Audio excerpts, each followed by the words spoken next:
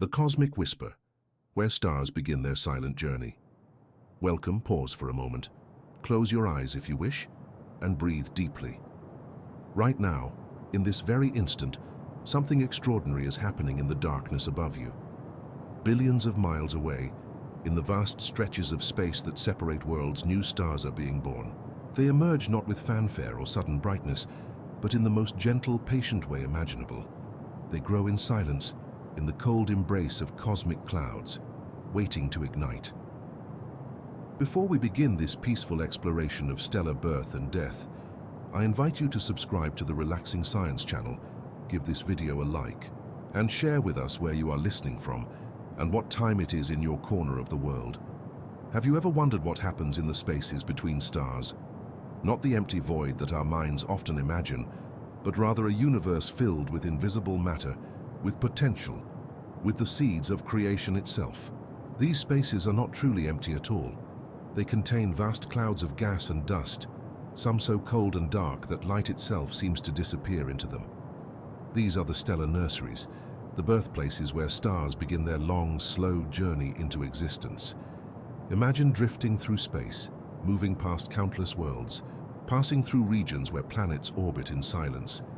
You would encounter regions of such profound darkness that you might wonder if anything exists there at all. Yet within these dark clouds, within this apparent emptiness, lies one of the universe's most profound mysteries, the process of stellar creation. Stars do not simply appear. They are born through a process so gradual, so patient, that it unfolds across millions of years.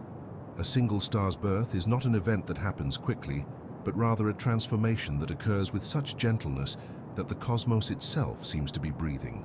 The material that will eventually become a star exists first as part of these enormous clouds. These clouds are composed primarily of hydrogen, the simplest element in the universe.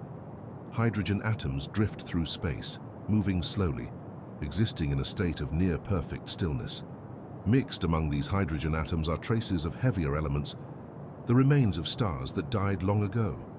Carbon, nitrogen, oxygen, iron, and countless other elements all float together in these clouds, creating a cosmic mixture that contains within it the potential for new worlds, new systems, and new stars.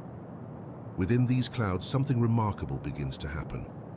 Gravity, that invisible force that holds planets in orbit and keeps your feet upon the ground, begins to work its patient magic. Even though these clouds are spread across enormous distances, even though the density of matter within them is incredibly low compared to the air you breathe, gravity still exerts its influence. It pulls gently, continuously, without ever resting. Atoms begin to move toward one another, drawn by the attraction of their combined mass. This process is so slow that it might take millions of years for any noticeable change to occur, yet it is relentless and inevitable. These stellar nurseries exist in a state of delicate balance. On one side, gravity pulls inward, drawing matter together. On the other side, the slight motion of the atoms, their thermal energy, pushes outward, resisting the pull of gravity.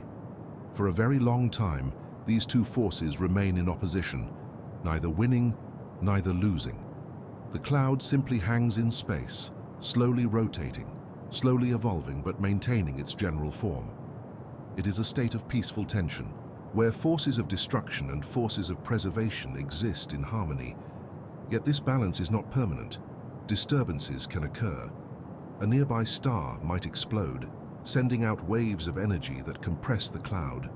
A collision with another cloud might trigger changes. Radiation from distant stars might heat portions of the cloud, causing it to shift and change. When such a disturbance arrives, the balance is broken. Gravity, which has been patiently pulling inward all this time, suddenly gains the upper hand. The cloud begins to contract more rapidly. What took millions of years to begin now accelerates. Portions of the cloud start to collapse in upon themselves. This collapse is not uniform. It does not happen evenly across the entire cloud. Instead, certain regions collapse more quickly than others. These regions, called cores, are areas where the density is slightly higher, where gravity's pull is slightly stronger. As these cores collapse, they grow denser still, which makes gravity's pull even stronger, which causes them to collapse even faster. This is a feedback process. where the effect reinforces the cause, where the process accelerates itself. As the core contracts, something remarkable begins to happen. The material that is falling inward gains speed. It moves faster and faster, pulled by the gravity of the growing mass at the center. This motion, this falling inward, creates heat. When particles collide with one another at higher speeds, friction generates warmth. The core, which began as an incredibly cold region of space, begins to warm. Slowly, gradually, the temperature rises. The infrared radiation that the warming core begins to emit is invisible to human eyes, but it is real nonetheless. The core is beginning to glow, not with visible light yet, but with the heat of compression. At this stage, the collapsing core is called a protostar. It is not yet a true star, because the temperatures and pressures at its center have not yet reached the point where nuclear fusion can begin, yet it is no longer merely a cloud either. It is something in between, something transitional, something that exists in the threshold between non-life and life, between the inanimate dust of space and the brilliant furnaces that will eventually light the heavens. The protostar continues to contract. More and more material falls inward, drawn by gravity. The core grows more massive, and as it grows more massive, gravity's pull becomes even stronger. The temperature at the center continues to rise. After hundreds of thousands of years, after the core has contracted to perhaps the size of our solar system, the temperature reaches a point where atoms begin to behave in extraordinary ways. Electrons are stripped from nuclei. The matter becomes ionized plasma, our state of matter where the normal rules of chemistry no longer apply. The protostar glows now with visible light, though still quite dimly compared to the mature stars we see in the night sky. Yet even this is not the end of the journey toward true starhood. The core must contract further still.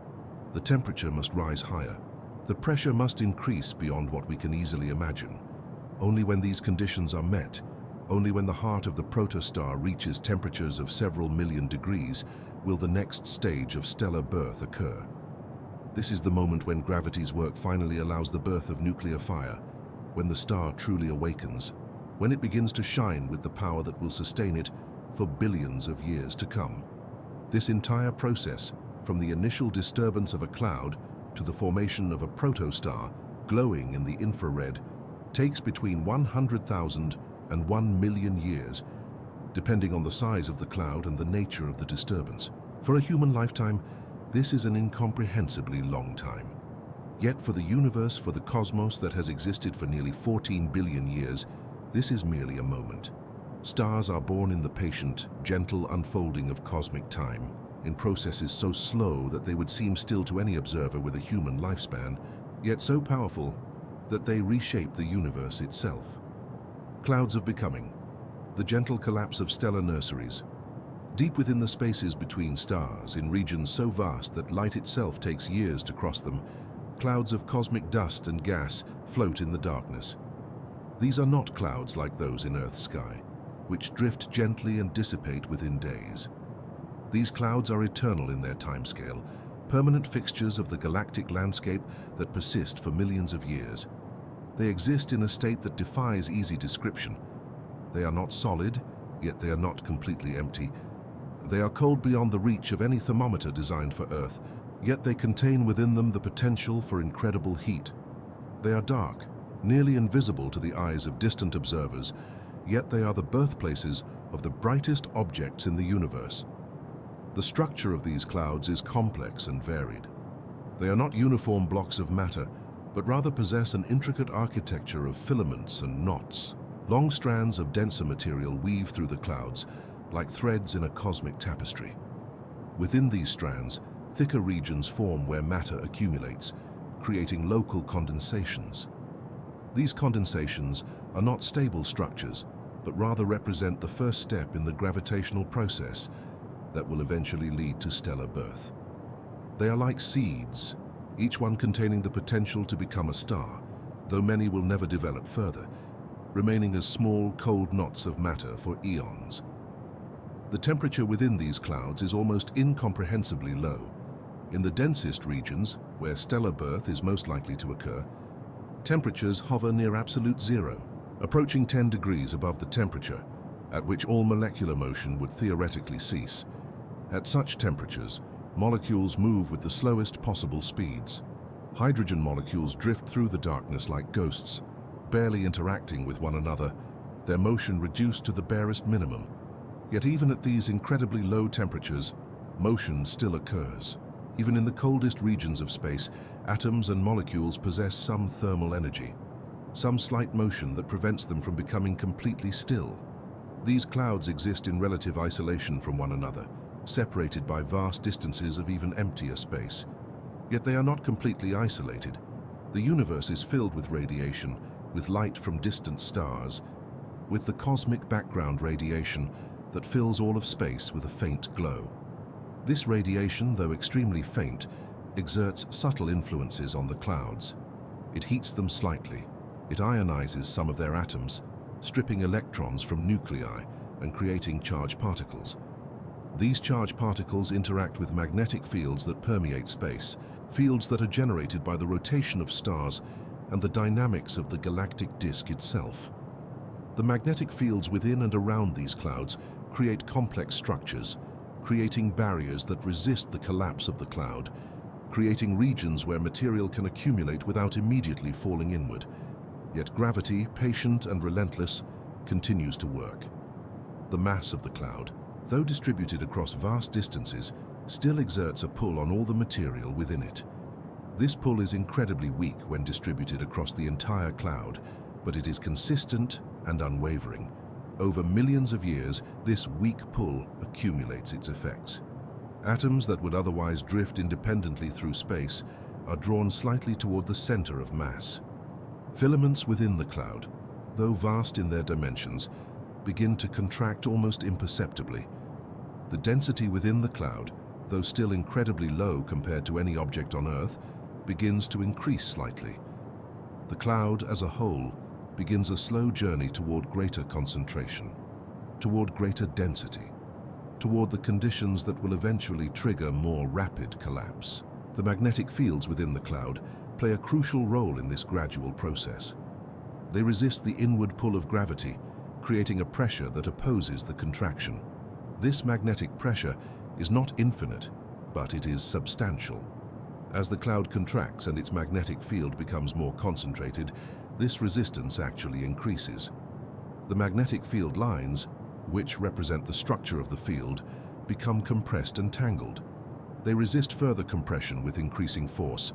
This creates a situation where the cloud can contract only so far before the magnetic pressure becomes too strong for gravity to overcome. The cloud reaches a state where it can contract no further, where it hangs in a balance between gravitational collapse and magnetic resistance. This balance can persist for a very long time. Clouds in this state can exist for millions of years without significant change. Yet this balance is fragile. Any disturbance can tip the scales. If radiation from a nearby supernova reaches the cloud, heating it and ionizing more of its atoms, the magnetic field can become less effective at resisting collapse. If the cloud collides with another cloud, the impact can compress it suddenly, overwhelming the magnetic resistance. If a nearby star passes close to the cloud, its gravity can pull on the cloud's material, stretching and compressing it in complex ways. Any of these events can break the balance and trigger more rapid collapse. When such a disturbance arrives, the effect is gradual at first, then accelerating. The cloud begins to contract more noticeably. As it contracts, the density increases. As the density increases, gravity's pull becomes stronger. As gravity's pull becomes stronger, the contraction accelerates. This positive feedback process, where the effect reinforces the cause, drives the cloud toward more rapid transformation. The timescale changes from millions of years to hundreds of thousands of years. The cloud, which seemed almost eternal in its stability, suddenly begins a journey toward profound change. The contraction is not uniform across the entire cloud. Instead, the densest regions contract more rapidly than the less dense regions. The filaments within the cloud, already slightly more concentrated than the surrounding material, contract faster than the rest of the cloud. These filaments fragment into smaller pieces, each one representing a potential stellar core. Some of these cores are larger, containing more mass. Others are smaller, containing less mass. This fragmentation occurs because the pressure within the contracting cloud is not uniform. In some places, the pressure is higher, and this higher pressure can actually support the weight of material above it, slowing the contraction. In other places, the pressure is lower, and here gravity wins more decisively, causing faster collapse. As the cores within the cloud continue to contract, they grow increasingly dense and increasingly hot. The material that falls inward from the surrounding cloud gains speed, accelerating under gravity's pull. When this falling material collides with the core, it transfers its kinetic energy, its energy of motion, into heat. The core warms, slowly at first, then more rapidly. The temperature rises. The infrared radiation that the warming core emits becomes more intense. If we could observe the cloud with infrared eyes, we would see bright spots beginning to appear within the darkness, spots that represent the locations of the most actively collapsing cores. Some of these cores will grow large enough to eventually become stars. Others will remain small, perhaps eventually becoming brown dwarfs, objects that are too small to ever ignite nuclear fusion, but too large to be planets. The fate of each core depends on its mass and on the conditions within the surrounding cloud. A core that forms in a region where the cloud is very dense will accumulate material more rapidly and grow more massive. A core that forms in a region where the cloud is less dense will grow more slowly and end up smaller. The mass that a core achieves during this process of collapse and accumulation will largely determine its ultimate fate. The temperature it will reach at its center, whether it will become a massive blue star or a small red dwarf, how long it will shine, and what it will become when it finally dies. The clouds themselves are gradually being consumed by this process. As cores form and collapse, the material that was once spread throughout the cloud becomes concentrated into these cores. The cloud becomes less dense overall, even as the cores within it become more dense. Eventually, after millions of years of this process, the cloud that was once a unified structure becomes a collection of individual protostars, each one surrounded by a disk of remaining material, each one on its own path toward becoming a true star. The stellar nursery has given birth to a new generation of stars, and the cycle that began with the collision or disturbance of a cloud continues its eternal progression. The first ignition, when gravity awakens the sleeping fire.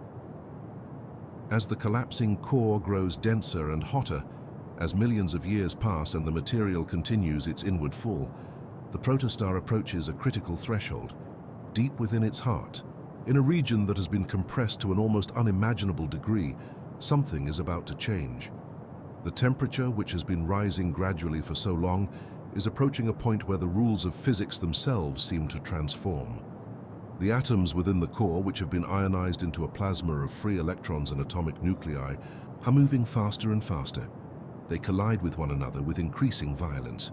These collisions are about to trigger something new, something that has never occurred in this material before, something that will fundamentally transform the nature of the star. The temperature at the core of the protostar has now reached several million degrees. At this temperature, the motion of atoms is so violent that when nuclei collide, something extraordinary happens. The nuclei, which are held together by the strong nuclear force, are forced close enough together that they can interact. The strong nuclear force, which normally acts only at the incredibly small distances that exist within the nucleus itself, suddenly becomes relevant. When two hydrogen nuclei, which are simply protons, collide at these temperatures, they can fuse together. They can combine, merging into a single nucleus.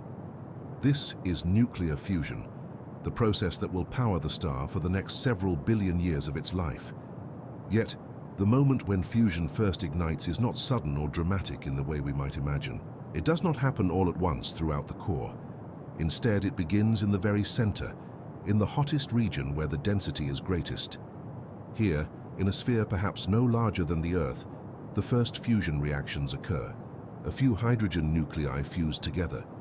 A few deuterium nuclei form, nuclei containing one proton and one neutron. A few helium nuclei are created. The number of reactions is tiny at first, almost insignificant compared to the total mass of the core. Yet this is the beginning of something profound. This is the moment when the star truly awakens, when it begins to shine with its own light, when it becomes a star in the truest sense. The fusion reactions release energy. This energy is not released as radiation immediately, but rather as heat. The nuclei that result from the fusion reactions, called fusion products, possess kinetic energy, energy of motion.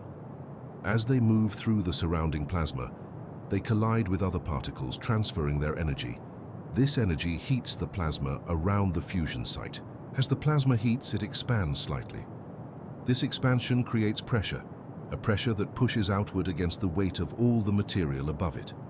For the first time in the protostar's existence, there is now a force pushing outward that is comparable to the force of gravity pushing inward. This is the moment of true balance, the moment when a star is born. For millions of years, gravity has been pulling inward unopposed, except for the weak resistance of magnetic fields and thermal pressure. Now, for the first time, a new force has entered the equation. The energy released by nuclear fusion creates pressure that pushes outward. This outward pressure does not instantly counterbalance gravity's inward pull. Instead, a new equilibrium is gradually established. The core reaches a temperature where the outward pressure from fusion exactly balances the inward pull of gravity. The contraction slows. The core stops shrinking. A state of equilibrium is achieved. Yet this transition from gravitational collapse to fusion-powered equilibrium is not instantaneous. There is a period of adjustment that lasts for hundreds of thousands of years. During this period, the core continues to contract, but more slowly than before. The temperature continues to rise, but more gradually. More and more fusion reactions occur as the temperature increases. The energy released by these reactions increases. The outward pressure increases. Eventually, the outward pressure becomes strong enough to halt the contraction completely. At this point, the star has truly ignited. It has achieved what is called hydrostatic equilibrium, a state where it can exist indefinitely, neither contracting nor expanding, held in perfect balance by the forces of gravity and fusion pressure. The moment of ignition is not a visible event for most stars. The star does not suddenly glow brightly. Instead, it gradually becomes brighter as the fusion reactions in its core produce more and more energy. This energy slowly works its way outward from the core, moving through the layers of the star through a process of radiation. Photons of light are absorbed by one atom, then re-emitted, then absorbed by another atom, traveling outward in this stop-and-start fashion. This journey from the core to the surface of the star takes hundreds of thousands of years. During all this time, the star is growing gradually brighter, slowly becoming visible to distant observers, slowly transitioning from a dim protostar to a young hot star. The temperature that must be reached for hydrogen fusion to begin depends on the mass of the star. For a star with the mass of our Sun, hydrogen fusion begins when the core temperature reaches about 10 million degrees. For a more massive star, fusion can begin at slightly lower temperatures because the greater gravitational pressure in the core allows fusion to occur more easily. For a less massive star, a higher temperature might be needed. There is a lower limit to the mass of an object that can become a true star, a limit defined by the temperature needed to ignite hydrogen fusion. Objects below this limit, called brown dwarfs, can contract and grow warm, but they never reach the temperature needed for hydrogen fusion. They remain dim, slowly cooling over billions of years, never truly awakening to the brightness of true stars. The ignition of fusion transforms the protostar's fate. Before ignition, the protostar was still collapsing, still contracting under its own gravity. It was a temporary structure, destined to either collapse further or disperse. After ignition, it becomes a star, an object that can exist in a stable state for billions of years. The fusion reactions in its core will continue, slowly converting hydrogen into helium, releasing the energy that the star radiates as light and heat. This energy will flow outward, escaping into space, carrying away the power generated by the fusion reactions. The star will shine, steady and constant, illuminating the darkness of space. Yet the star that emerges from this process of ignition is not fully formed. It is still surrounded by material, by the disk of gas and dust that fell inward during the collapse of the cloud. This disk still contains a substantial fraction of the mass that was originally in the collapsing core. The star at the center of this disk is still young, still hot, still very active. It sends out intense radiation and powerful stellar winds, streams of particles flowing outward from its surface. These winds interact with the surrounding disk, gradually clearing it away, dispersing the material that will not become part of the star itself. This clearing process takes millions of years. During this time, the star is not truly alone. It is surrounded by material, and this material is gradually being driven away. The ignition of fusion is not the end of the star's transformation. It is merely the beginning of a new phase, a phase that will last for billions of years. The young star that has just begun to fuse hydrogen in its core is far from the stable, serene object that our Sun is today. It is violent and turbulent, sending out powerful stellar winds, rotating rapidly, subject to intense magnetic activity. Yet it has achieved the fundamental condition of starhood. It has ignited the fire of nuclear fusion. It has become, in the truest sense, a star. Balance in silence. How stars find their peaceful equilibrium. Once a star has ignited hydrogen fusion in its core, once it has achieved the balance between gravity and fusion pressure, it enters a phase of its life that can last for billions of years. This is a phase of remarkable stability, a phase where the star maintains nearly constant properties, shining with nearly constant brightness, rotating at nearly constant speed. To an outside observer, the star appears almost eternal, almost unchanging. Yet within this apparent stability lies a delicate equilibrium, a balance that must be maintained moment by moment, second by second, or the star would be torn apart by the forces operating within it. This equilibrium exists on many levels. At the most fundamental level, it is the balance between gravity and the pressure created by fusion reactions. Gravity pulls inward with a force determined by the star's mass. The pressure created by the fusion reactions and the thermal energy of the star's interior pushes outward. These two forces are not exactly equal at every point within the star.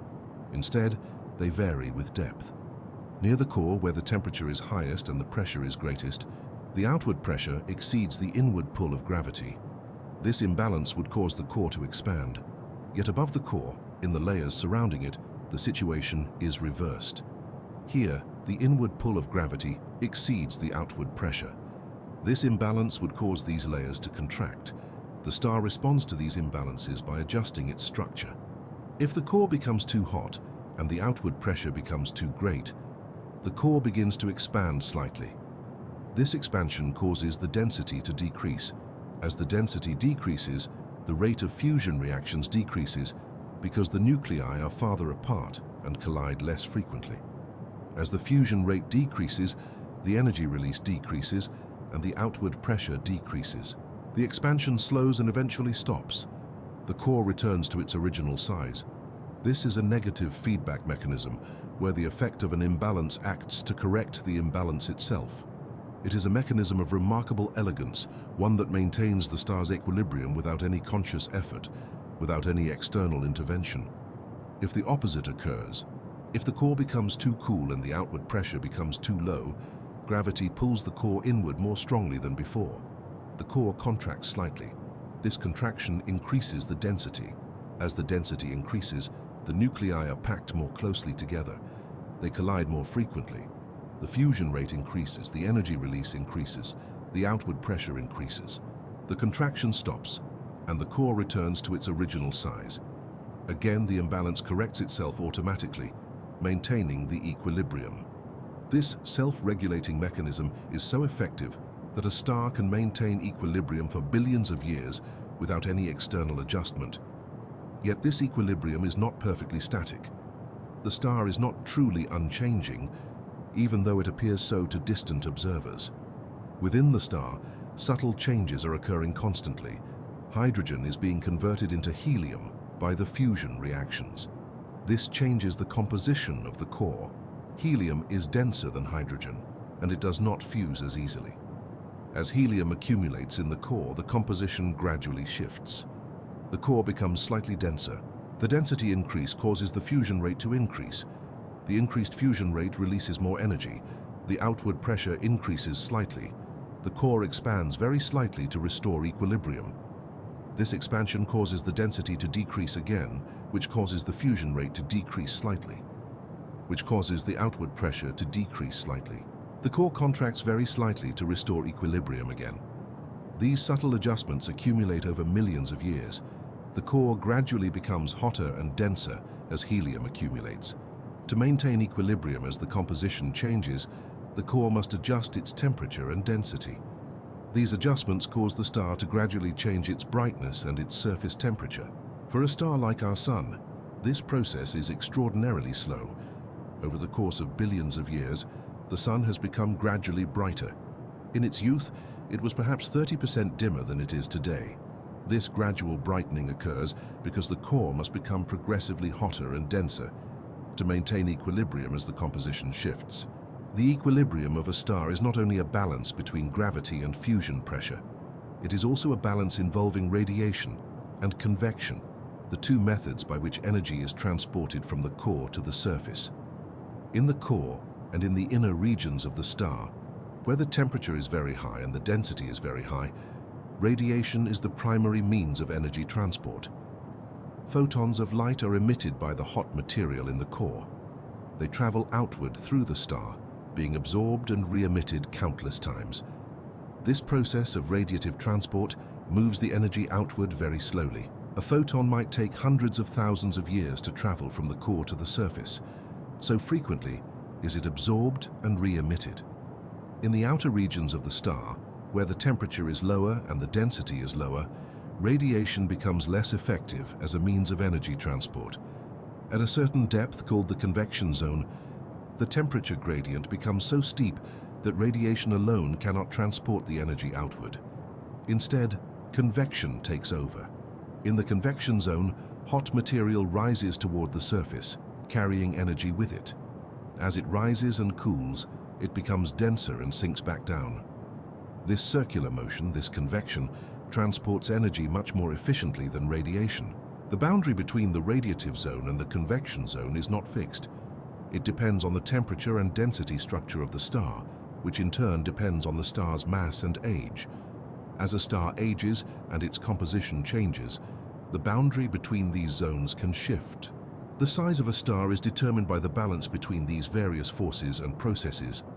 A star cannot be arbitrarily large or arbitrarily small. Its size is set by the requirement that gravity and fusion pressure must balance, that radiation and convection must transport energy effectively, that the temperature and density must be appropriate for the fusion reactions occurring in the core. For a given mass of material, there is essentially one size at which a star can exist in equilibrium. If the star tries to become larger, the density decreases, the fusion rate decreases, the outward pressure decreases, and gravity pulls the star back to its equilibrium size. If the star tries to become smaller, the density increases, the fusion rate increases, the outward pressure increases, and the star expands back to its equilibrium size. This relationship between a star's mass and its size is one of the fundamental properties of stars. Massive stars are larger than less massive stars. A star with 10 times the mass of our Sun is not 10 times larger, but rather about 2.5 times larger. A star with 100 times the mass of our Sun is about 10 times larger. This relationship, called the mass-luminosity relation, is one of the most important discoveries in stellar astronomy. It tells us that if we know a star's mass, we can predict its luminosity, its size, its temperature, and even how long it will shine before its fuel runs out. The equilibrium of a star is maintained by these interconnected processes operating continuously. Gravity pulls inward, fusion pressure pushes outward, radiation and convection transport energy. The composition gradually changes as hydrogen is converted to helium. The star adjusts its temperature and density to maintain equilibrium as the composition changes. These processes operate in harmony, creating a stable system that can persist for billions of years. For most of a star's life, this equilibrium is maintained so effectively that the star's brightness and surface temperature change only very slowly.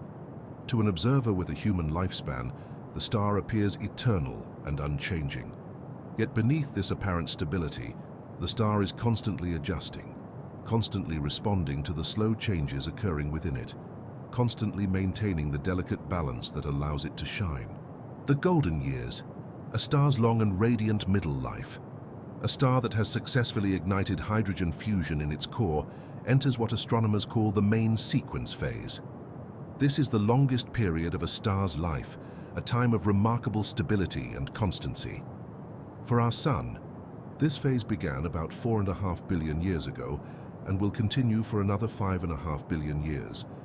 During this entire span of time, the Sun will maintain its current brightness and surface temperature with only the most gradual of changes. The same is true for other stars. A massive star spends less time on the main sequence, perhaps only a few million years. A less massive star spends much longer, perhaps tens of billions of years. Yet for each star, the main sequence phase is the longest and most stable period of its existence. During the main sequence phase, a star is in its prime. It is shining steadily, converting hydrogen into helium in its core, radiating energy into space at a constant rate. The energy that the star radiates comes from the mass that is being converted into energy through the process of nuclear fusion. Every second, our Sun converts about 600 million tons of hydrogen into helium, releasing energy according to Einstein's famous equation E equals mc squared. This energy flows outward from the core, traveling through the layers of the star, eventually reaching the surface and escaping into space as light and heat. The surface of a star during the main sequence phase is a dynamic place despite the stability of the star's overall properties. The Sun's surface, called the photosphere, is a layer of gas about 500 kilometers thick. Within this layer, the temperature drops from about 1 million degrees in the corona above to about 5,700 degrees at the photosphere itself. The photosphere is not smooth and uniform. It is covered with granules, regions where hot material rises from below and cooler material sinks. These granules are typically about 1,000 kilometers across, and they are constantly forming and dissipating. The granular pattern gives the Sun's surface a texture, a roughness that is visible to telescopes observing the Sun. Above the photosphere lies the chromosphere, a thin layer of gas that is heated to about 10,000 degrees. Above the chromosphere lies the corona, a region of extremely hot gas where temperatures reach millions of degrees. The corona is a mysterious region. Logically, one would expect that the corona should be cooler than the photosphere below, just as the air temperature decreases as you rise in Earth's atmosphere. Yet the corona is much hotter. This is one of the great unsolved mysteries of stellar physics. Something is heating the corona, and despite decades of research, scientists are still not entirely certain what that something is. Magnetic fields are certainly involved, but the exact mechanism remains unclear. The surface of a star is not static. It rotates. Our Sun rotates once every 25 days at the equator, though it rotates more slowly near the poles, taking about 35 days. Different parts of the Sun rotate at different speeds. This differential rotation is a property of stars, a consequence of the fact that stars are made of gas and plasma, not solid material. The rotation generates magnetic fields through a process called the dynamo effect. The magnetic fields, generated by the rotation and the circulation of plasma within the star, rise through the interior and emerge at the surface. Where the magnetic field is strong, it suppresses convection, preventing hot material from rising. This creates cool regions called sunspots. Sunspots are remarkable features. They appear dark because they are cooler than the surrounding photosphere, typically about 3,700 degrees compared to 5,700 degrees in the surrounding areas. Yet they are not actually dark. If a sunspot were placed against the night sky, it would appear brightly luminous. It appears dark only by contrast with the brighter surrounding photosphere. Sunspots come and go in a cycle that lasts about 11 years. During some years, there are many sunspots on the Sun's surface. During other years, there are very few. This sunspot cycle is driven by the dynamo process that generates the Sun's magnetic field. Associated with sunspots are other surface features called prominences and flares. Prominences are loops of cool gas held aloft by magnetic fields. extending thousands of kilometers above the photosphere. Flares are sudden, violent eruptions that release enormous amounts of energy, heating the plasma to millions of degrees and accelerating particles to nearly the speed of light. During a major flare, the energy released can be equivalent to billions of atomic bombs. These flares are driven by the sudden release of energy stored in the twisted magnetic fields above sunspots. The solar wind is another important feature of a star's surface activity. The solar wind is a stream of charged particles, primarily protons and electrons, that flows outward from the sun's corona at speeds of about 400 kilometers per second. The solar wind carries away mass and angular momentum from the star. Over billions of years, the loss of angular momentum due to the solar wind causes the star to rotate more slowly. This process is called magnetic braking. It is slow, but it is relentless. Stars gradually spin down as they age, losing angular momentum to the solar wind. Yet despite all this surface activity, despite the sunspots and flares and solar wind, the main sequence star remains fundamentally stable. The brightness of the star varies slightly with the sunspot cycle, but these variations are tiny compared to the overall brightness. The surface temperature remains essentially constant. The fusion reactions in the core continue at a steady rate. The energy released by these reactions continues to flow outward. The star continues to shine. For a star like our Sun, the main sequence phase is a time of relative peace. The star shines steadily, orbited perhaps by planets, observed by any intelligent beings that might exist on those planets. Life on Earth has evolved and developed during the Sun's main sequence phase. Dinosaurs roamed the planet. Mammals evolved. Humans appeared. All of this occurred during a time when the Sun's brightness was nearly constant, when the energy reaching Earth was nearly constant. This stability has been crucial for the development of complex life. Yet even this stability has limits. The Sun is gradually becoming brighter. Over the course of the main sequence phase, as hydrogen is converted to helium in the core must gradually become hotter and denser to maintain equilibrium. As the core becomes hotter, the fusion rate increases and the star becomes brighter. Over the next 5.5 billion years, the Sun will become about 40% brighter than it is today. This gradual brightening will eventually make Earth's surface too hot for complex life. Long before the Sun leaves the main sequence, long before it exhausts its hydrogen fuel, the increasing brightness will have made Earth uninhabitable. Yet this is still billions of years in the future. For now, the Sun remains in its golden years, shining steadily, illuminating its planetary system, providing the energy that sustains life on Earth. For other stars, the duration of the main sequence phase varies. A massive star, with perhaps 50 times the mass of our Sun, will spend only a few million years on the main sequence. A small red dwarf with perhaps a tenth of the Sun's mass will spend more than 100 billion years on the main sequence, longer than the current age of the universe. Yet for all stars, the main sequence phase is the longest and most stable period of their existence, the time when they shine most steadily, the time when they are in their prime. Elemental poetry. How stars weave the building blocks of life within the core of every star. In the extreme heat and pressure of the fusion furnace, something remarkable is occurring. Hydrogen is being converted into helium. Yet this is not the only transformation happening. Within the same furnace, in the same extreme conditions, other elements are being created. Carbon, nitrogen, oxygen, silicon, iron, and all the other elements that make up the periodic table are being forged in the hearts of stars. This process of stellar nucleosynthesis is one of the most profound mysteries of the universe, and it is the process that has made life possible. When a hydrogen nucleus fuses with another hydrogen nucleus, a deuterium nucleus forms. That a nucleus containing one proton and one neutron. This deuterium nucleus is unstable. It rapidly captures another proton, forming a nucleus of helium-3, containing 2 protons and 1 neutron. 2 helium-3 nuclei can then fuse together, forming a nucleus of helium-4, containing 2 protons and 2 neutrons and releasing 2 protons in the process. This is the proton-proton chain, the primary fusion process in stars like our Sun. It converts hydrogen into helium and releases the energy that powers the star. Yet in more massive stars, where the core temperature is higher, a different fusion process occurs.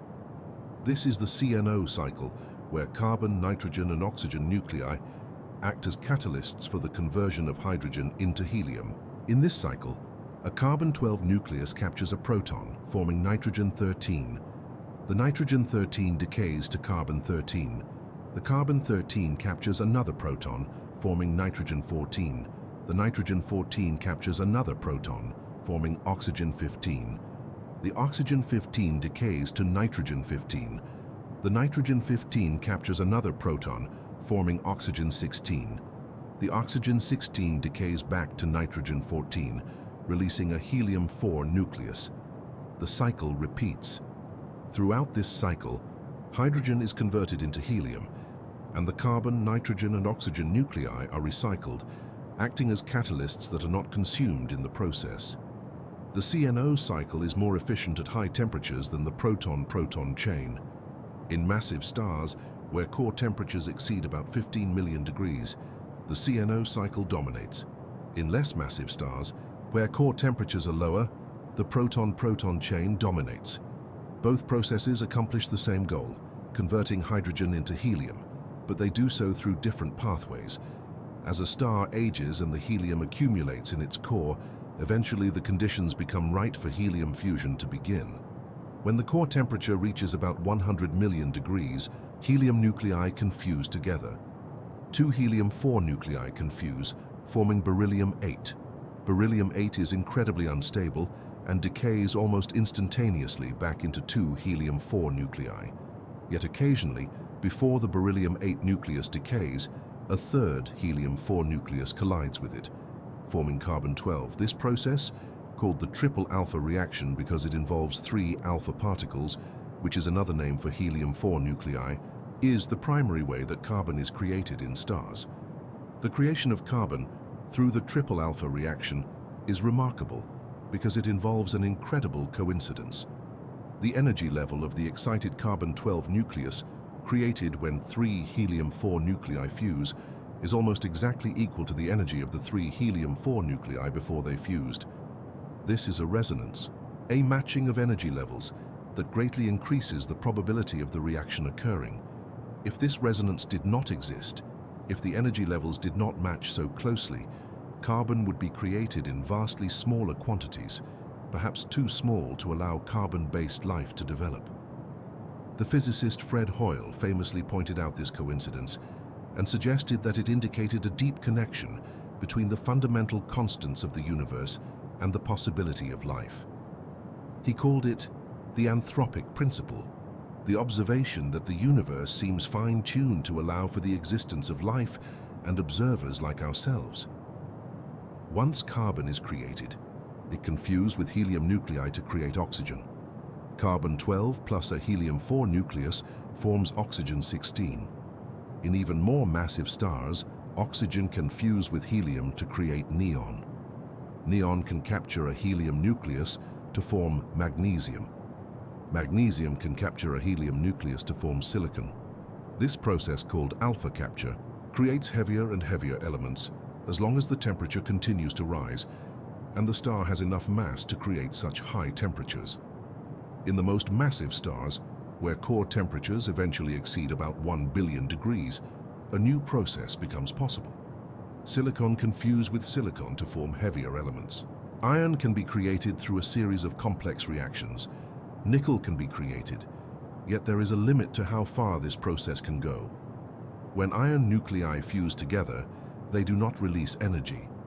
Instead, they absorb energy. This is because iron has the highest binding energy per nucleon of any nucleus. Elements lighter than iron release energy when they fuse. Elements heavier than iron release energy when they split apart. Iron is the boundary between these two regions. In the core of a massive star, a layered structure develops. The core is made of iron. Surrounding the iron core is a layer where silicon is being fused into iron. Surrounding that is a layer where oxygen is being fused into silicon. Surrounding that is a layer where helium is being fused into carbon and oxygen. Surrounding that is a layer where hydrogen is being fused into helium. The star becomes like an onion with layers of different compositions, different temperatures and different fusion processes occurring in each layer. This layered structure is unstable. The iron core has no energy source. It is being compressed by the weight of all the material above it, yet no fusion reactions are occurring to provide pressure to support this weight. The core gradually becomes denser and hotter, but it is a dead core, a core where no energy is being generated. Eventually, the core reaches conditions where electrons are forced into protons, creating neutrons and releasing ghostly particles called neutrinos. This process, called electron capture, begins to happen spontaneously. The core becomes increasingly unstable, increasingly compressed, increasingly hot. Eventually, the core becomes so unstable that it collapses catastrophically in a matter of seconds. A new star is about to be born, or rather, about to die in the most spectacular way imaginable. Yet before we follow the star to its violent end, we must acknowledge the profound importance of stellar nucleosynthesis. Every atom of carbon in your body was created in the core of a star. Every atom of oxygen was created in a star. Every atom of nitrogen, every atom of silicon, every atom of iron, every atom of every element heavier than helium in your body was created through stellar nucleosynthesis. The calcium in your bones, the iron in your blood, the phosphorus in your DNA, all were created in stars. You are made of stardust, quite literally. The atoms that compose your body were forged in stellar furnaces billions of years ago, were scattered into space when those stars died, and were eventually gathered together to form the solar system and the Earth, and eventually you. This is not poetic metaphor. This is literal truth. We are all products of stellar nucleosynthesis, all children of the stars. The final transformation, when stars begin to fade and change. After billions of years of shining steadily, a time finally comes when a star's fuel begins to run out. For our sun, this will occur in about 5.5 billion years.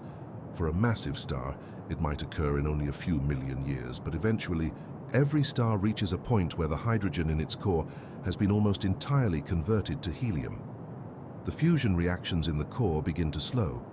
The energy release decreases. The outward pressure decreases.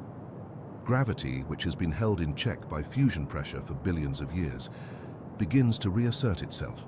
The star responds to this change by contracting. As the core contracts, it heats up. The temperature rises. Eventually, the temperature becomes high enough that helium fusion can begin. The helium nuclei in the core begin to fuse together, creating carbon and oxygen. The energy released by helium fusion creates new outward pressure. The contraction slows. A new equilibrium is established, but it is not as stable as the previous equilibrium based on hydrogen fusion. As the star adjusts to helium fusion, something remarkable happens to its outer layers. The core, which has been steadily converting hydrogen to helium, is now converting helium to carbon and oxygen. The region above the core, where some hydrogen remains, is still hot enough for hydrogen fusion to occur. A thin shell of hydrogen surrounds the helium-fusing core. This hydrogen shell continues to convert hydrogen into helium, adding to the helium in the core. The core grows larger and hotter. The star's overall size begins to increase. The star begins to expand. As the star expands, its surface moves farther from the hot core. The surface temperature decreases. The star's color changes. It becomes redder. A star that was once a yellow star like our sun begins to become an orange star, then a red star. The star is becoming a red giant. This is one of the most dramatic transformations in a star's life. The star swells to enormous size, perhaps expanding to 100 times its original diameter. The sun will eventually expand so much that it will likely engulf Mercury, Venus, and possibly the Earth itself. The red giant phase is unstable. The star is not in equilibrium. The core is contracting and heating while the outer layers are expanding and cooling. These two processes are occurring simultaneously, driven by the same underlying cause, the depletion of hydrogen in the core. The star's brightness increases dramatically. The sun will become thousands of times brighter than it is today. Stars that are more massive than the sun will become even brighter. In the core of a red giant star, the temperature continues to rise. The pressure continues to increase. Eventually, in stars that are massive enough, the core temperature reaches about 100 million degrees, and helium fusion truly ignites. This is called the helium flash, though the name is somewhat misleading. The helium flash is not a sudden explosion that can be seen from outside the star. Rather, it is a sudden ignition of helium fusion throughout the core. The energy release is enormous. The core heats up rapidly. The outward pressure increases dramatically. The core expands. For a moment, it seems as though the star is in danger of being torn apart. The outward pressure is so great that it exceeds what is needed to balance gravity. Yet the expansion of the core cools it slightly. As the core cools, the fusion rate decreases. The energy release decreases. The outward pressure decreases. The expansion stops. A new equilibrium is reached, where helium fusion in the core is balanced by gravity.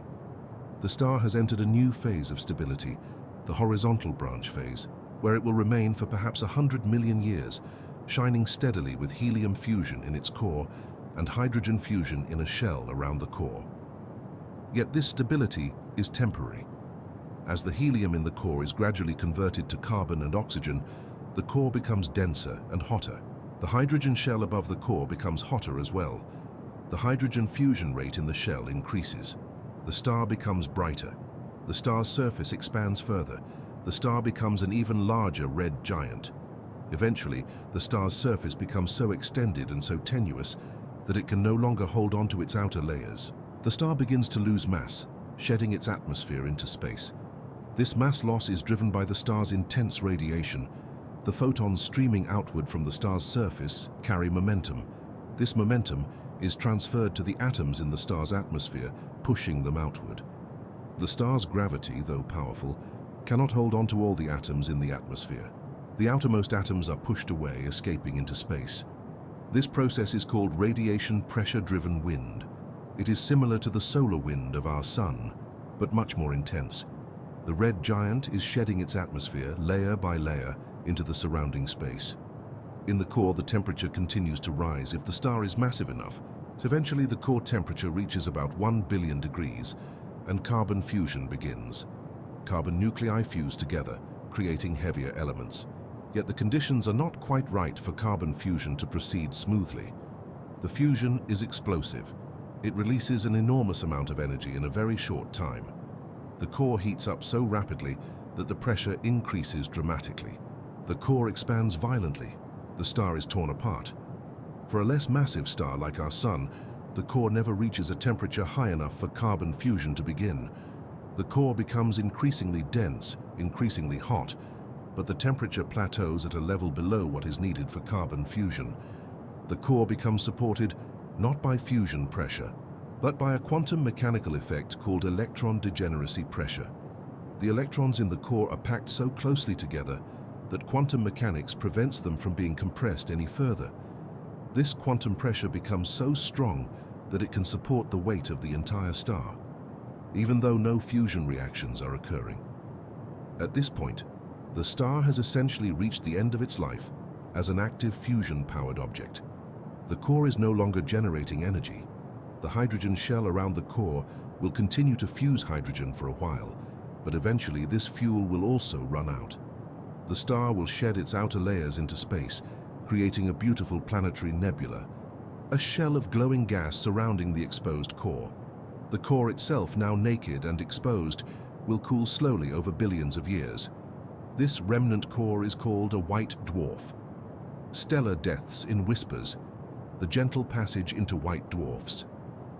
For most stars, the transition from active stellar object to white dwarf is a relatively gentle process. The star sheds its outer layers gradually over tens of thousands of years. The outer layers, heated by the radiation from the exposed core, glow brightly, creating a spectacular display called a planetary nebula. These nebulae are among the most beautiful objects in the night sky, glowing shells of gas arranged in intricate patterns, illuminated by the ultraviolet radiation from the hot core at the center. The process of planetary nebula formation is remarkably elegant. As the star's outer layers are pushed outward by radiation pressure, they expand and cool. Different elements within the layers glow different colors as they cool. Hydrogen glows red, helium glows cyan, nitrogen glows red, oxygen glows blue-green.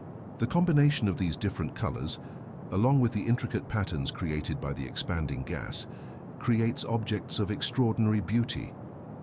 The Helix Nebula, the Ring Nebula, the Dumbbell Nebula. These are all planetary nebulae, the remnants of dying stars glowing in the darkness of space. As the planetary nebula expands outward, it gradually becomes more dilute. The gas spreads out over an increasingly large volume. The brightness decreases. Eventually, after tens of thousands of years, the nebula becomes so dilute that it is no longer visible. The gas has been scattered into space, where it will eventually become part of a new cloud, where it will eventually contribute to the formation of new stars. The material that was once part of the star has been recycled back into the interstellar medium. At the center of the planetary nebula, the exposed core of the star remains. This is the white dwarf. A white dwarf is a remarkable object. It is incredibly dense. The entire mass of the Sun is compressed into an object about the size of the Earth. A teaspoon of white dwarf material would weigh as much as an elephant. The density is so great that atoms cannot maintain their normal structure. The electrons are squeezed into the nucleus, combining with protons to form neutrons. The matter becomes a sea of neutrons and protons, held apart only by the quantum mechanical pressure of the electrons. The white dwarf is incredibly hot when it first forms. It has a surface temperature of perhaps 100,000 degrees. It glows brightly in the ultraviolet. Yet it has no source of energy. No fusion reactions are occurring. The white dwarf is slowly cooling, radiating its heat into space. Over billions of years, it will gradually cool, becoming dimmer and dimmer, eventually becoming a cold, dark object called a black dwarf. Yet even after the entire age of the universe has passed, white dwarfs that formed in the early universe are still cooling. True black dwarfs have not yet had time to form. The white dwarf is supported by electron degeneracy pressure, a quantum mechanical effect. According to quantum mechanics, two electrons cannot occupy the same quantum state. They cannot have the same position, the same momentum, and the same spin. This is the Pauli exclusion principle. In a white dwarf, the electrons are packed so densely together that they fill all the available quantum states up to a certain energy level, called the Fermi energy. Adding another electron would require it to have energy higher than the Fermi energy, which is energetically unfavorable. This quantum pressure becomes strong enough to support the weight of the star. There is a limit to how massive a white dwarf can be. This limit, called the Chandrasekhar limit, is about 1.5 times the mass of the Sun. If a white dwarf becomes more massive than this, electron degeneracy pressure can no longer support the weight. The electrons are forced into the protons, creating neutrons. The matter collapses to even higher density. A new type of object forms, one supported not by electron degeneracy pressure, but by neutron degeneracy pressure. This is a neutron star. For a star like our Sun, which will eventually become a white dwarf less massive than the Chandrasekhar limit, the white dwarf phase will last forever. The white dwarf will slowly cool, gradually becoming dimmer and dimmer, but it will never collapse further. It will never become a neutron star. It will simply cool into the darkness. Yet for many white dwarfs, the story does not end there. If the white dwarf is part of a binary system, if it has a companion star orbiting nearby, the story becomes more complex. The gravity of the white dwarf pulls on the companion star. If the companion star is close enough, the white dwarf's gravity can overcome the companion star's own gravity, pulling material away from the companion star. This material falls onto the white dwarf's surface, creating a disk of accreting material around the white dwarf. As material falls from the companion star onto the white dwarf, it gains speed, accelerating under gravity. When it hits the white dwarf's surface, it has enormous kinetic energy. This energy is converted into heat. The temperature at the point of impact becomes extremely high. If enough material is falling, the temperature can reach millions of degrees. At such temperatures, nuclear fusion can occur in the layer of material on the white dwarf's surface. This fusion is explosive. It releases an enormous amount of energy in a very short time. The pressure increases so rapidly that it blows the accumulated material off the white dwarf's surface. The white dwarf flares up, becoming millions of times brighter than it normally is. This is called a nova, and it is one of the most dramatic events in the night sky. A star that was not visible to the naked eye suddenly becomes bright enough to see in daylight. Then, over the course of weeks or months, it gradually fades back to its original brightness. The material that is blown off the white dwarf's surface escapes into space. The white dwarf is left behind, ready to accrete more material from the companion star. If the companion star is close enough and has enough material, the process repeats. Nova explosions can occur repeatedly, with years or decades between successive explosions. Some white dwarfs have been observed to undergo multiple nova explosions, becoming brighter, then fading, then brightening again, in a cycle that can repeat for centuries or longer. For a star that gradually sheds its layers and becomes a white dwarf, the final phase of life is one of slow, gentle cooling. The star that once shone brightly, that once provided energy and light to its planetary system, gradually fades. The white dwarf becomes dimmer and dimmer, more and more difficult to see. Eventually it becomes so dim that it is invisible to any observer. It becomes a dark remnant, a ghost of the star that once was, slowly cooling in the eternal darkness of space. This is a gentle death, a quiet fading, a transition from brilliant light to eternal darkness that unfolds over billions of years. Catastrophic beauty, the violent birth of neutron stars. For stars more massive than about 20 times the mass of our Sun, the path to death is far more violent. These stars do not gently shed their layers and fade into white dwarfs. Instead, they undergo catastrophic collapse. The core, which has been building up heavier and heavier elements, eventually reaches iron.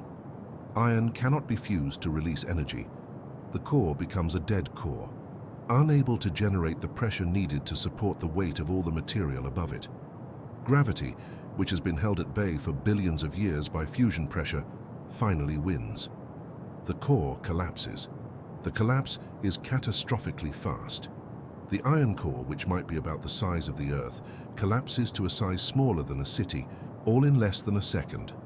The density increases from billions of tons per cubic centimeter to trillions of tons per cubic centimeter. The temperature rises to billions of degrees. The electrons are forced into the protons, creating neutrons and releasing neutrinos.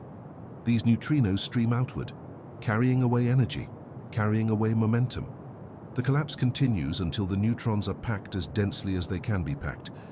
Neutron degeneracy pressure, the quantum mechanical pressure of the neutrons, finally becomes strong enough to halt the collapse. The infalling material rebounds.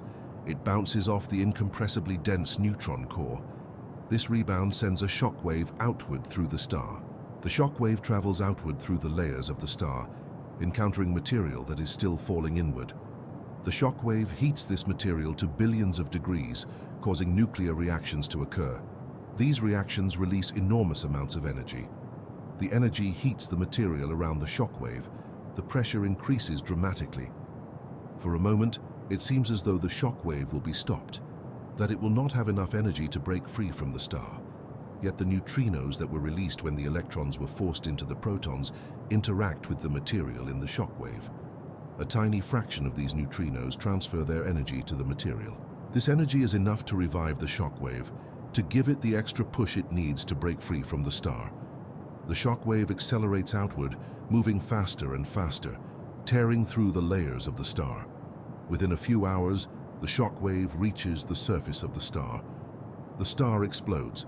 The explosion is catastrophically violent.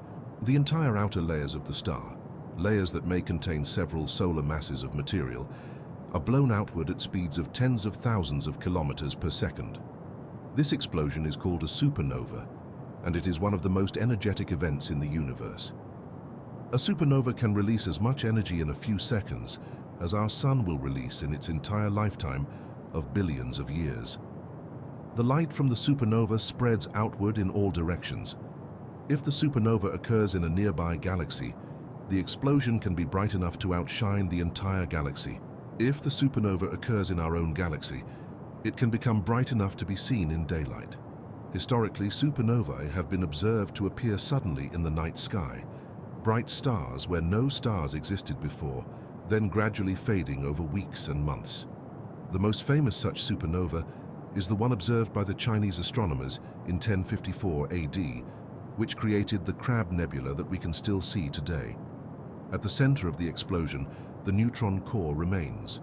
This is a neutron star. A neutron star is perhaps the most extreme object in the universe short of a black hole.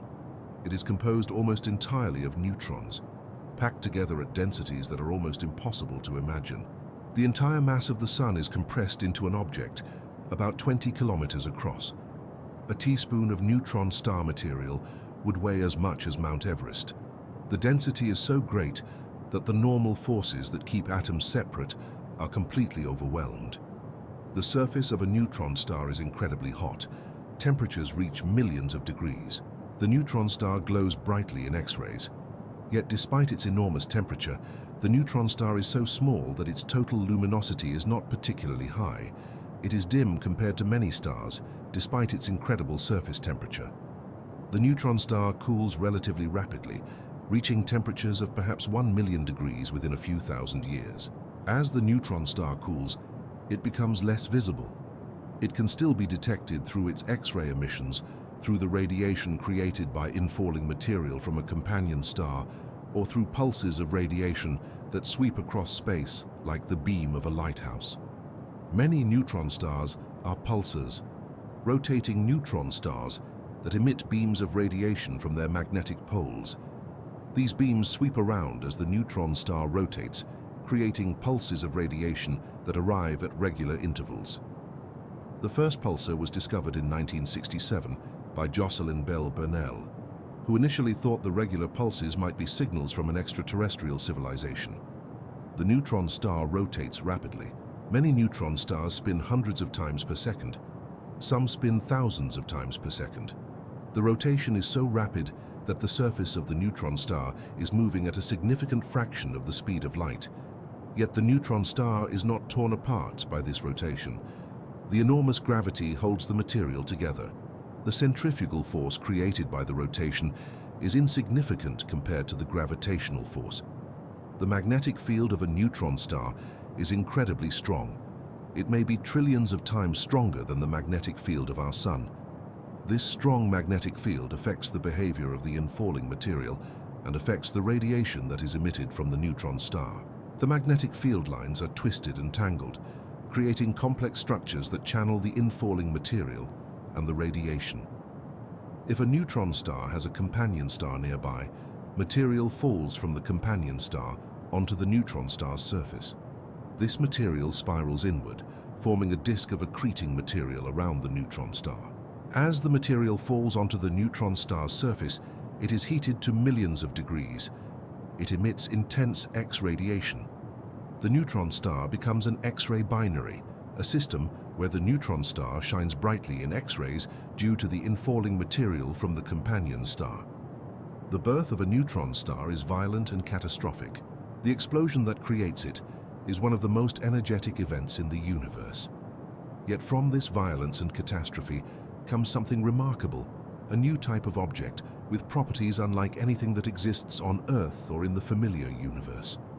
The neutron star is a monument to the incredible power of gravity, to the extreme conditions that can exist in the universe, to the remarkable diversity of objects that nature can create. The infinite abyss, black holes, and the ultimate mystery for the most massive stars, those with masses exceeding perhaps 20 to 30 times the mass of our Sun, even the catastrophic violence of a supernova is not the final word. The explosion creates a neutron star at its center, yet for a star massive enough, even this is not stable. The core of the neutron star is still being compressed by the weight of the material above it. Gravity continues to work, relentlessly, without mercy. The neutron core collapses further. The density increases beyond what we can even measure. The neutron degeneracy pressure, which was strong enough to support the weight of the neutron star in less massive cases, is overcome. The neutrons themselves are crushed. The matter collapses to a state so extreme that our understanding of physics breaks down. The normal laws of physics no longer apply. A black hole forms. A black hole is a region of space where gravity is so strong that nothing, not even light, can escape. The boundary of this region is called the event horizon. Once matter crosses the event horizon, it can never escape. It is trapped forever, pulled inexorably toward the singularity at the center. a point of infinite density where all the matter of the star is compressed. The formation of a black hole is predicted by Einstein's theory of general relativity, one of the most successful theories in physics. General relativity describes gravity not as a force but as a curvature of space and time itself. Massive objects curve the space and time around them.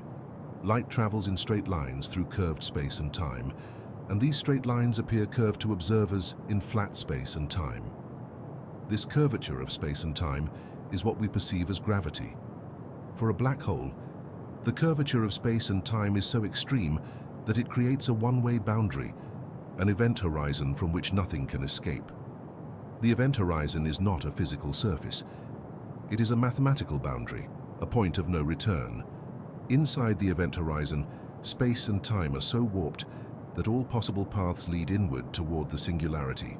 There is no path that leads outward. The size of the event horizon depends on the mass of the black hole. For a black hole with the mass of our Sun, the event horizon would be about 3 kilometers across. For a black hole with the mass of the Earth, the event horizon would be about 1 centimeter across. For a stellar mass black hole with 10 times the mass of our Sun, the event horizon would be about 30 kilometers across. The relationship is linear, a simple proportionality between mass and the size of the event horizon. Black holes are not empty regions. They are regions where the matter of a massive star has been compressed to infinite density at the center. Yet we cannot observe the singularity directly. The event horizon prevents any information from escaping. All we can observe is the effects of the black hole on the surrounding space and time, and the effects on any material that falls toward the black hole. If a black hole is isolated, if it has no companion star and no infalling material, it is invisible. No light escapes from it. It cannot be observed. Yet most black holes are not isolated. Many are part of binary systems with a companion star orbiting nearby. Material from the companion star falls toward the black hole, forming a disk of accreting material. This material is heated to millions of degrees as it spirals inward. It emits intense X radiation. The black hole becomes bright and visible, not because of light escaping from the black hole itself, but because of the radiation emitted by the infalling material. The first black hole to be identified was Cygnus X1, an X-ray source in the constellation Cygnus. Observations showed that there was a massive star orbiting an invisible companion. The orbit of the visible star could be used to calculate the mass of the invisible companion. The mass was too great for a neutron star. It had to be a black hole. Since then, many black holes have been identified, both stellar mass black holes created by the collapse of individual stars, and supermassive black holes at the centers of galaxies, with masses millions or billions of times greater than the Sun. The existence of black holes raises profound questions about the nature of reality, about the fate of matter that falls into a black hole, about what happens at the singularity where our understanding of physics breaks down.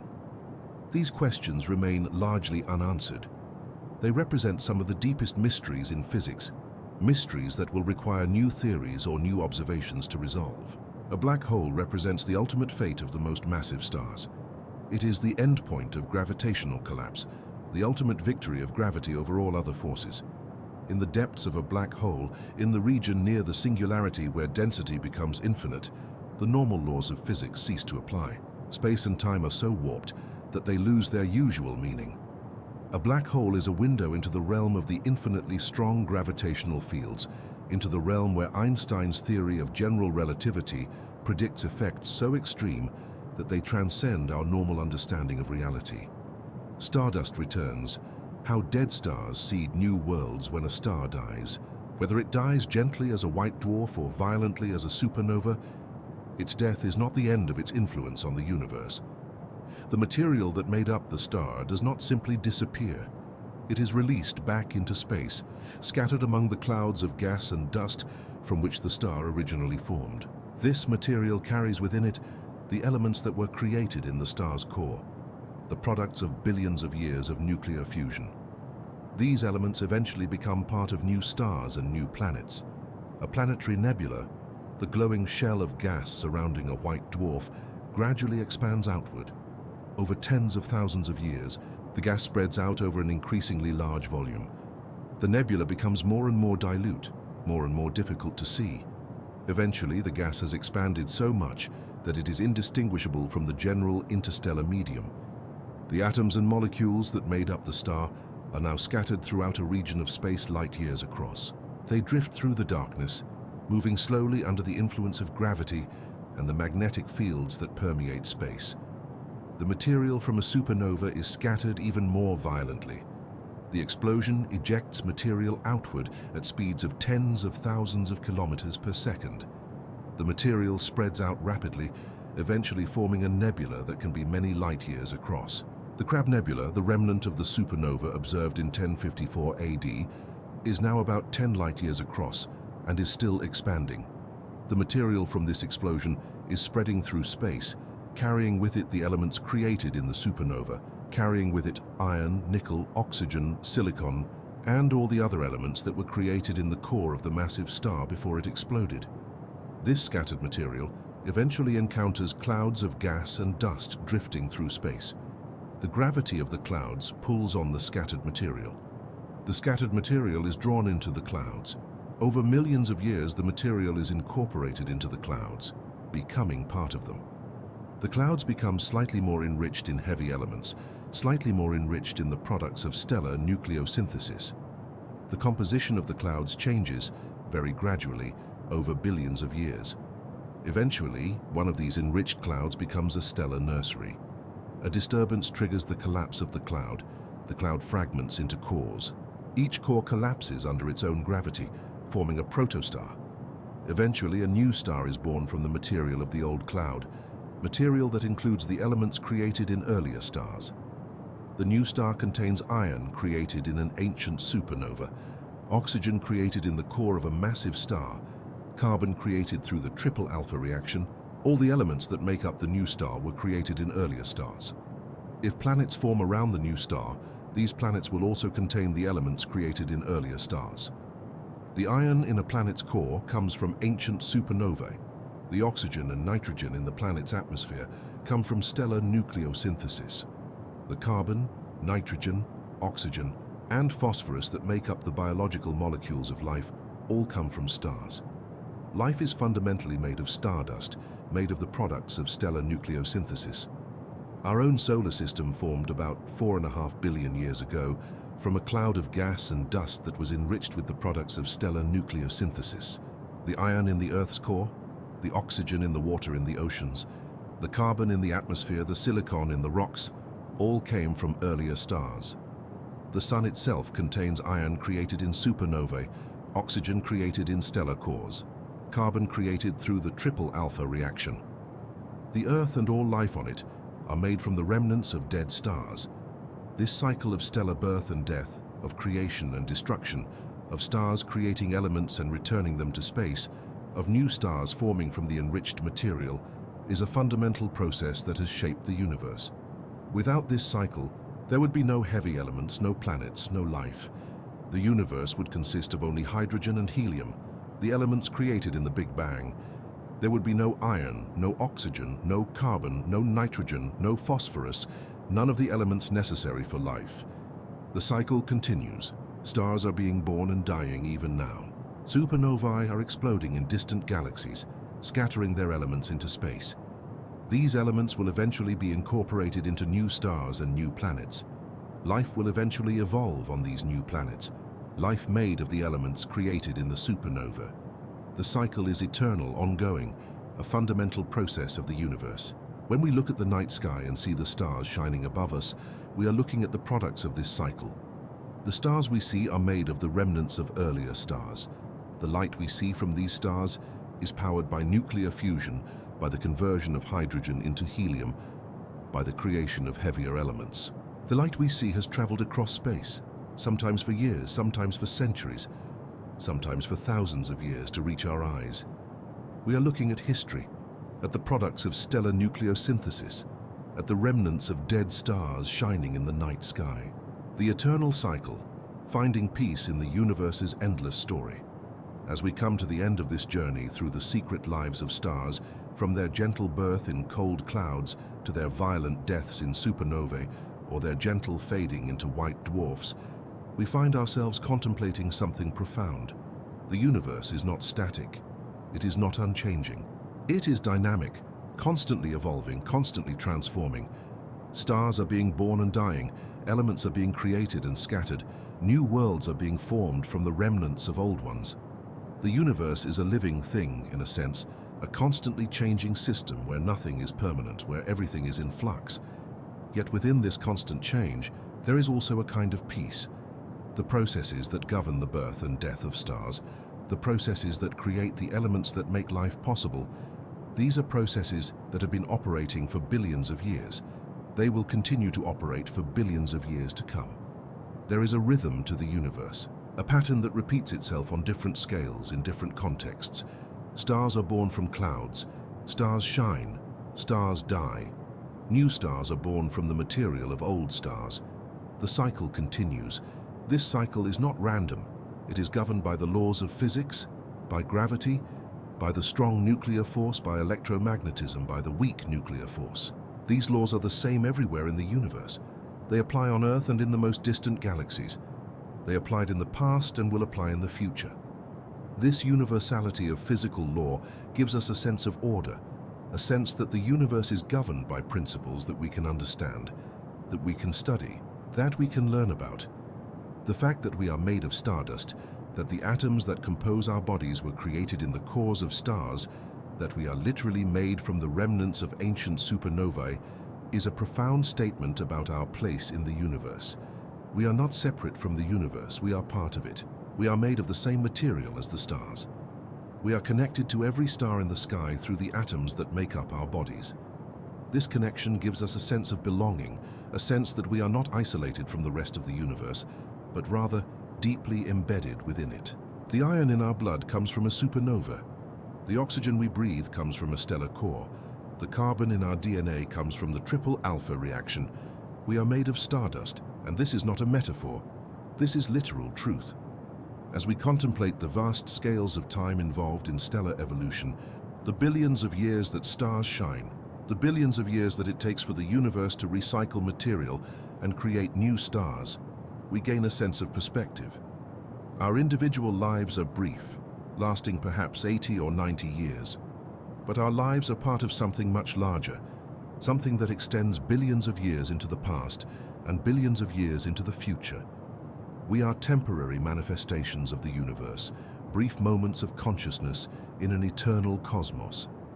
This perspective can bring peace. It can ease our anxieties about the problems of the day, the worries that occupy our minds. These problems are real, and they deserve our attention. Yet they are also temporary, small ripples on the surface of a vast ocean. The universe has been here for nearly 14 billion years. It will be here for billions of years to come. In the grand scheme of cosmic time, our individual problems are insignificant. Yet each of us is also part of something grand, something eternal, something beautiful. The stars that shine above us at night are reminders of this cosmic perspective. They are reminders that we are part of a universe that is far larger and far more ancient than we can easily comprehend. They are reminders that the atoms that make up our bodies were created in the cores of stars. They are reminders that we are made of stardust, that we are connected to every star in the sky, that we are part of an eternal cycle of creation and destruction that has been ongoing since the beginning of time. As you drift off to sleep, as you close your eyes and let your mind relax, carry with you the knowledge that you are made of stardust.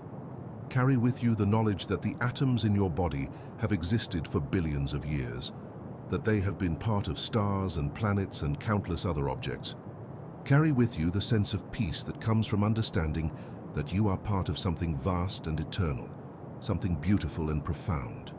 The stars will continue to shine above you, night after night, year after year, century after century. They will continue to be born in cold clouds. They will continue to shine steadily for billions of years. They will continue to create the elements that make life possible.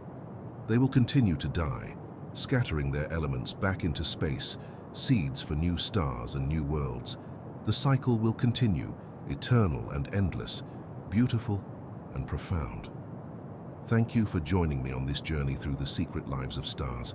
If this experience has brought you peace, if it has helped you relax, if it has given you a sense of connection to the cosmos, I would deeply appreciate a like and a subscription to the Relaxing Science channel. This kind of feedback helps us continue to create content that brings calm and wonder to your life. Tell us where you're listening from and what time it is in your corner of the world. Share with us what part of this journey resonated most deeply with you. Your comments help us understand what brings you peace and helps us create more content that serves your need for relaxation and cosmic wonder. As you drift towards sleep, remember that you are made of stardust.